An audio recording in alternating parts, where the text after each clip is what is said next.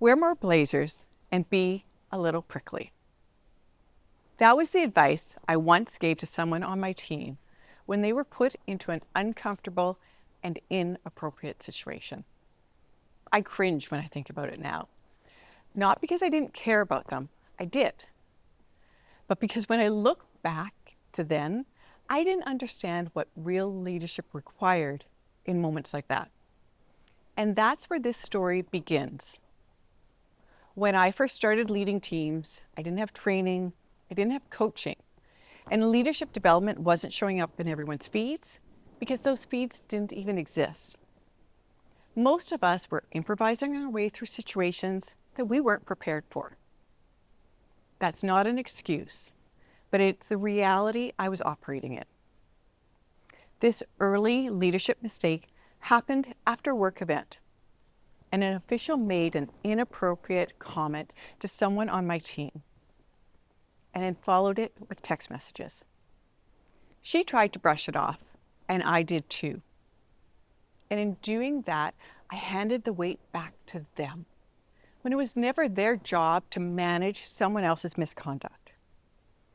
A few years later, it happened again.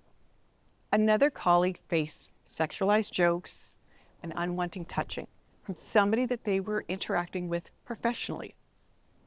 They insisted it wasn't a big deal, but this time I sought advice.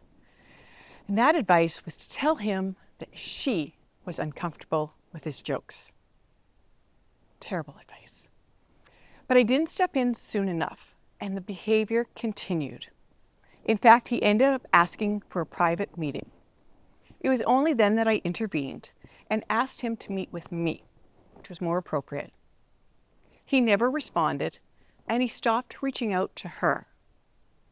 But I later learned that he continued with behavior with others. I hadn't solved it. I'd only redirected it.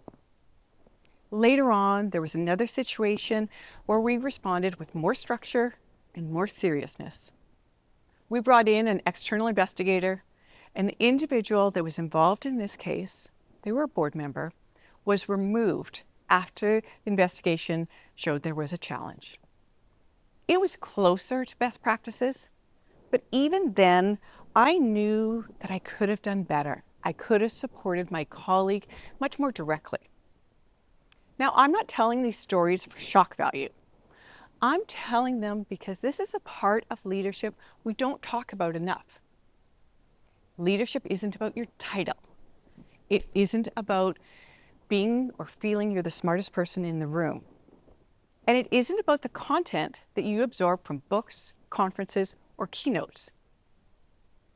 Leadership is what you do in the moments that are messy and uncomfortable and deeply human. It's noticing when someone tries to minimize inappropriate behavior because they don't want to make it worse. It's stepping in before they have to carry it alone.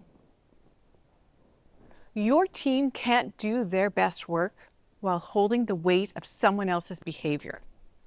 They need to know that you will step between them and things that can harm them, consistently, decisively, and early. So here's the takeaway that I want you to leave with.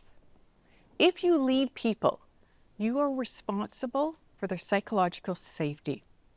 Not in theory, not in policy, but in the real life moments. You won't always be perfect. I certainly wasn't. But you can choose to get it right sooner. Ask questions. Step in early. Act even when you're not sure what you're going to do next. And when you genuinely don't know the answer, go find it. Someone else has that answer. Because when your team sees that you will show up for them in these difficult moments, they will stop playing small, they will take risks, and they will innovate. They will trust you and each other. And that's real leadership. And that's why I tell these stories.